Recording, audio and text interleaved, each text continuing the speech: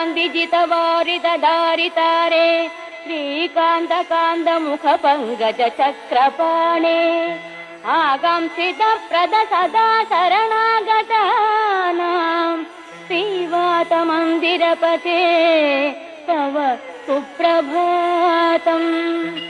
श्रीराजमानसुमनो मकुटाग्ररत्ननीराजिताङ्घ्रियुग भक्तजनैकबन्धो नारायणाच्युत हरे भगवन्मुरारे श्रीवातमन्दिरपते तव सुप्रभातम्।